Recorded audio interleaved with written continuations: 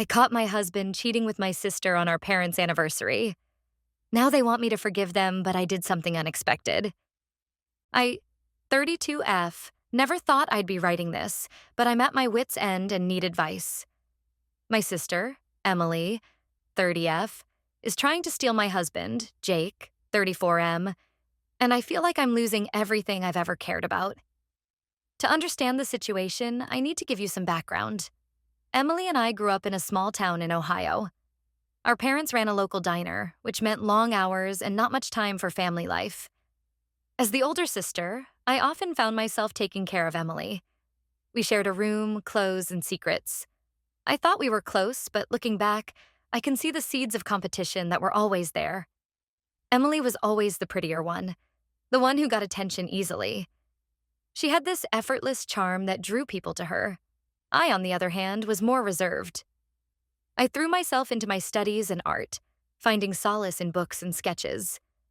Our parents, exhausted from work, often let Emily get away with things that I couldn't. It created a dynamic where Emily always seemed to want what I had, simply because it was mine. Despite this, I loved my sister. When I left for college in Chicago, I missed her terribly. I'd call home every week, and Emily and I would talk for hours about our high school drama and my college adventures.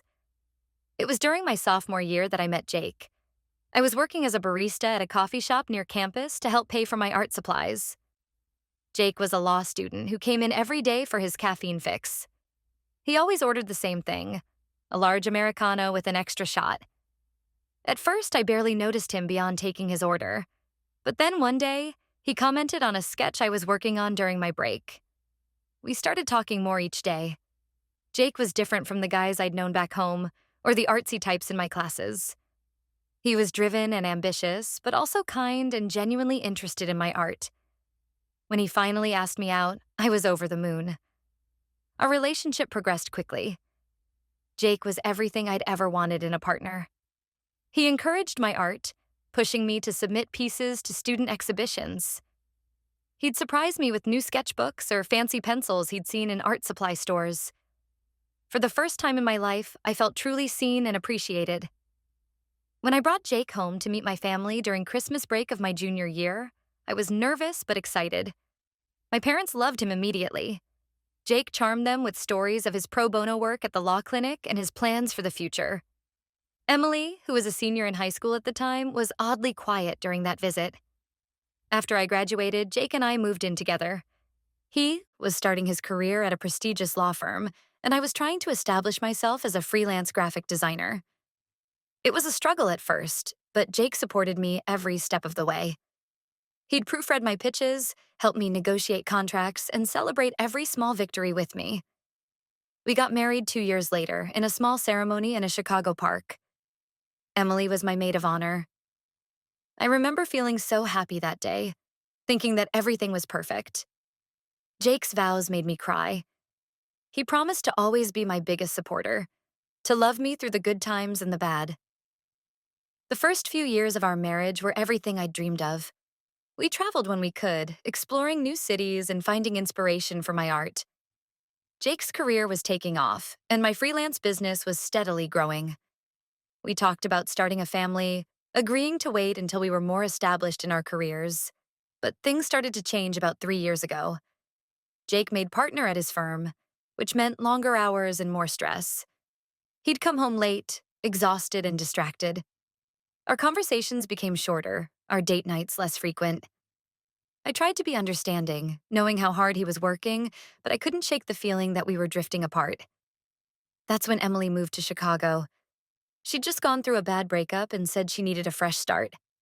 I was excited at first, thinking it would be nice to have family nearby. Emily stayed with us for a few weeks while she looked for a job and an apartment. During that time, I noticed how often she'd try to engage Jake in conversation, always laughing a little too loudly at his jokes.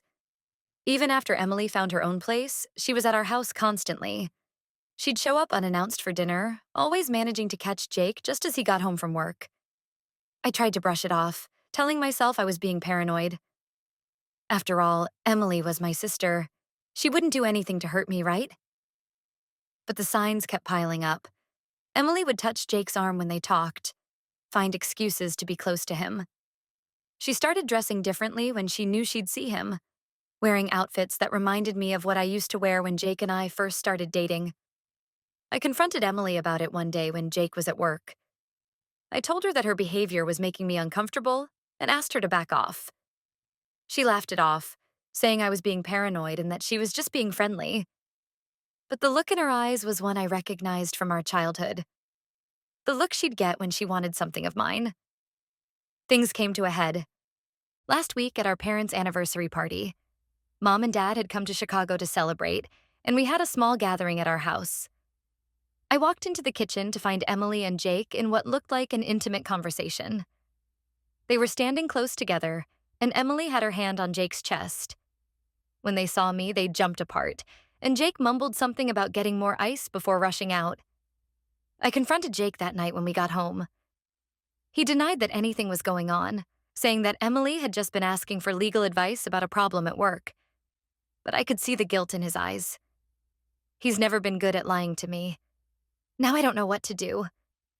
I love Jake, and I want to believe him, but I can't ignore the signs anymore. And Emily? I'm hurt and angry that she would do this to me. She's my sister, the person who's supposed to have my back no matter what. I feel lost and alone. My parents have always favored Emily, so I don't think they'll believe me if I tell them what's happening. They'll probably say I'm overreacting or being jealous. My friends all love Jake and think he's perfect, so I'm afraid they'll take his side. I'm considering hiring a private investigator to get proof of what's going on, but part of me is scared of what I might find out. Should I confront them both together? Should I just leave Jake and cut ties with Emily? I've built my whole life around my marriage. My business is tied to Jake's connections in the city. The thought of starting over terrifies me. I need advice, Reddit. What should I do? How do I protect myself without blowing up my entire life? Has anyone been in a similar situation? I feel like I'm going crazy, doubting everything I thought I knew about my marriage and my relationship with my sister. Edit. Thank you all for your support and advice. I'm overwhelmed by the responses and will try to provide an update soon. Update 1. It's been a week since my original post, and I want to thank everyone for their support and advice. Your comments gave me the courage to take action, even though it was one of the hardest things I've ever had to do. The day after I posted, I decided to follow the advice of many commenters and set up cameras in our house. The guilt I felt was overwhelming. I never thought I'd be the kind of person to spy on my husband. But I needed to know the truth, one way or another. I told Jake I was going to visit my college roommate, Sarah, for the weekend. Sarah and I have remained close over the years, and she's one of the few people who's always been wary of Emily. When I called to ask if I could use her as an alibi, she immediately agreed and even offered to let me stay with her. But I decided to book a hotel room instead, not wanting to drag her further into this mess. I left on Friday evening, my hands shaking as I kissed Jake goodbye. He seemed distracted, barely looking up from his phone as I left.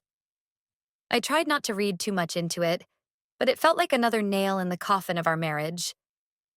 I spent the weekend in a small hotel not far from our house, anxiously watching the camera feed on my laptop.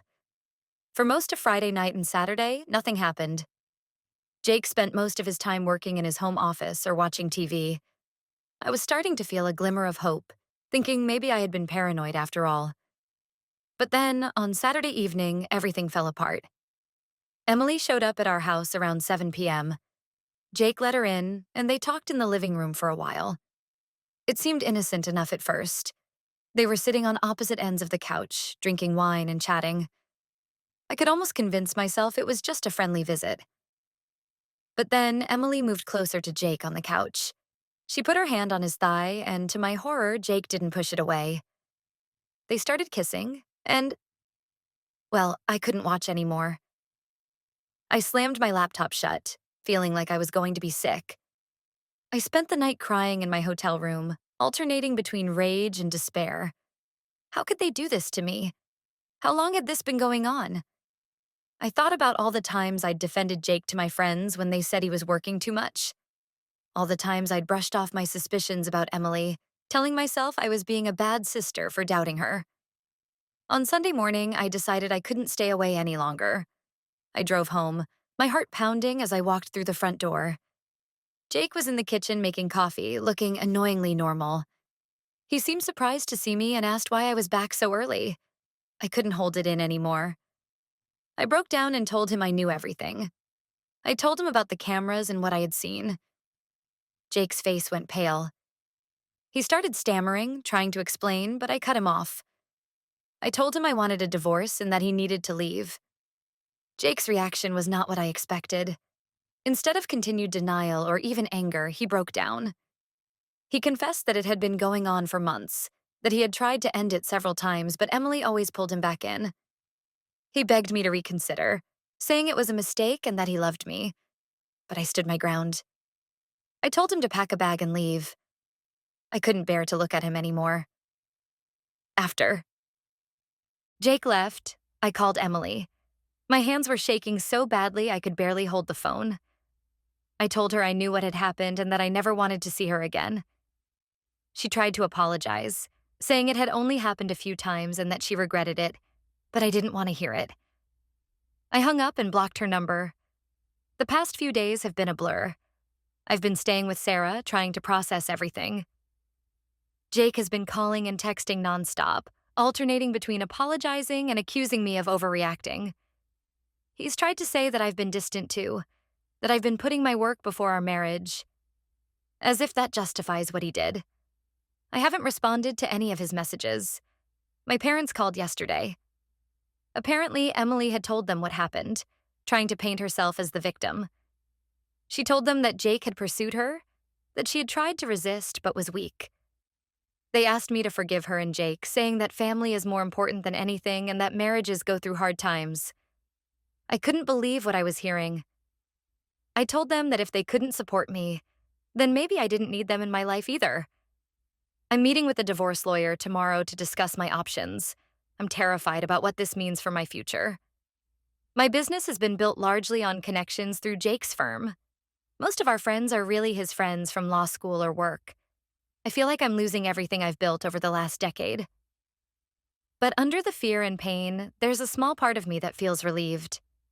The constant suspicion, the doubt, the feeling that I was going crazy. That's over now. At least now I know the truth, and I can start to move on with my life. Thank you again for all your support, Reddit. I'll update again when I have more news. If anyone has advice on how to rebuild your life after something like this, I'm all ears. I feel like I'm starting from scratch at 32, and I have no idea where to begin. Update 2. It's been a month since my last update, and I wanted to share what's been happening. The divorce proceedings are underway, and it's been a roller coaster of emotions. Jake initially tried to contest the divorce, claiming that it was just a few mistakes and that we could work things out. He started sending me long emails, detailing every good moment of our marriage, every dream we had shared. It was painful to read, to be reminded of the life I thought we had. But when I showed my lawyer the video evidence, Jake's tune changed quickly.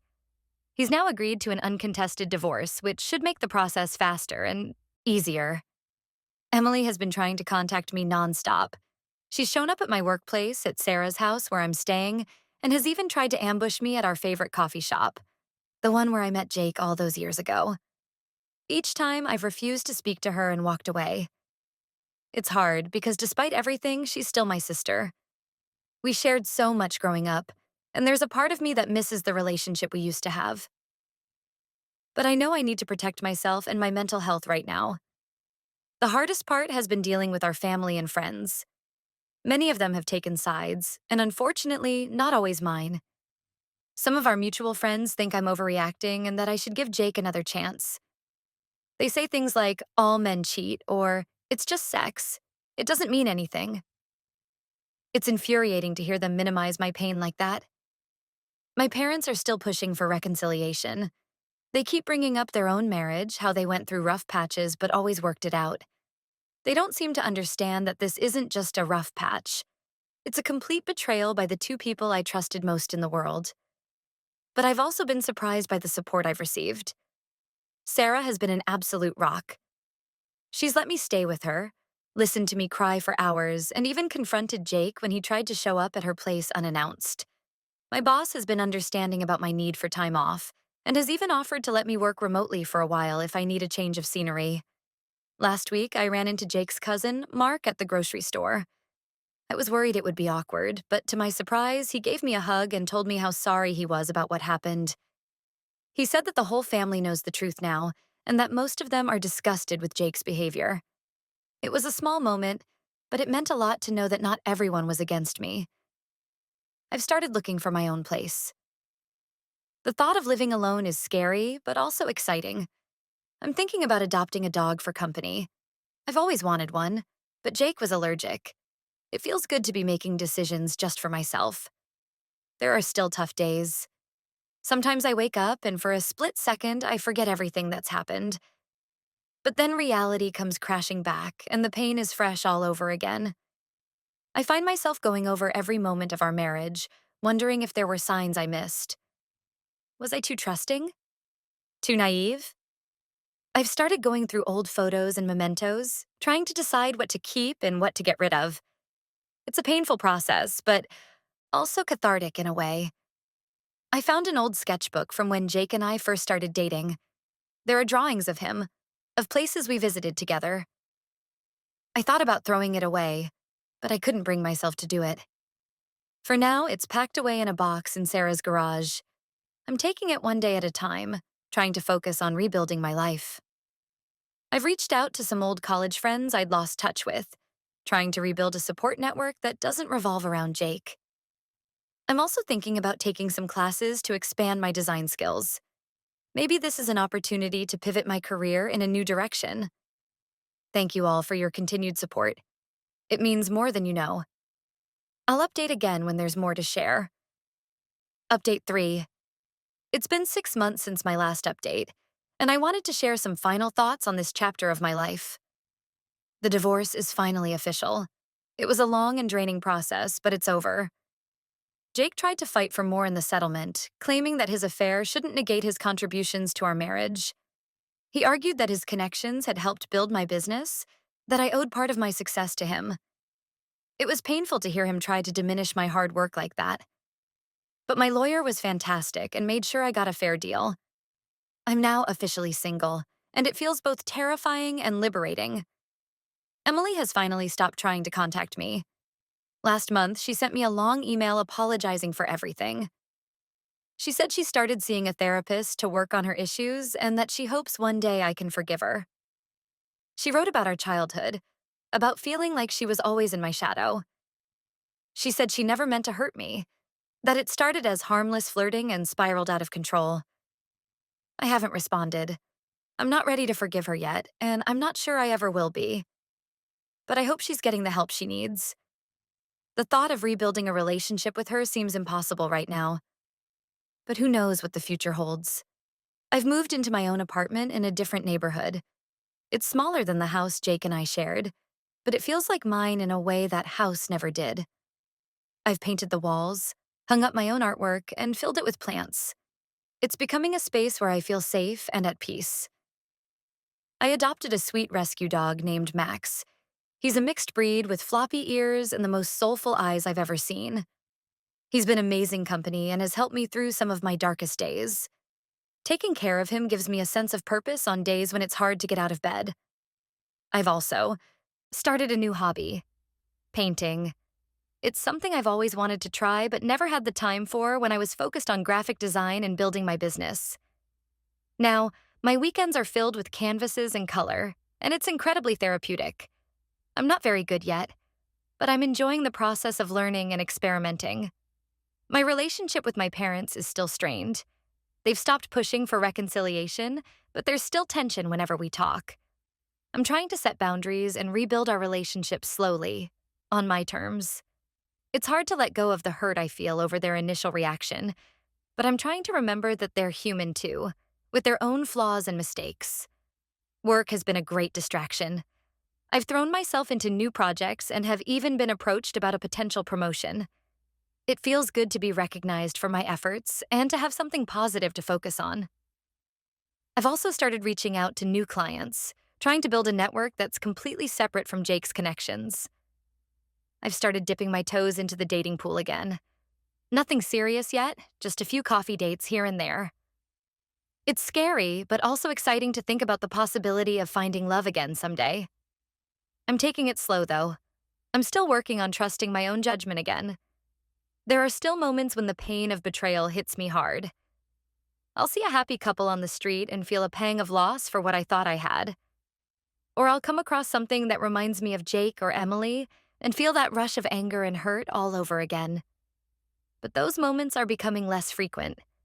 I'm starting to have days where I don't think about them at all.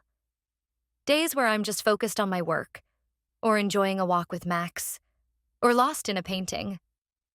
I'm rediscovering parts of myself that I had forgotten or neglected during my marriage. I'm not sure what the future holds. There are still days when I feel lost and scared, but I'm also starting to feel hopeful again. I'm proud of myself for how far I've come and for staying true to myself throughout this ordeal. To anyone going through something similar, know that it does get better. It's not easy, and it takes time, but you can come out stronger on the other side. Trust yourself, surround yourself with supportive people, and don't be afraid to put yourself first. Thank you, Reddit, for being there for me through this journey. Your support has meant the world to me. This will probably be my last update on this situation. It's time for me to close this chapter and focus on writing the next one.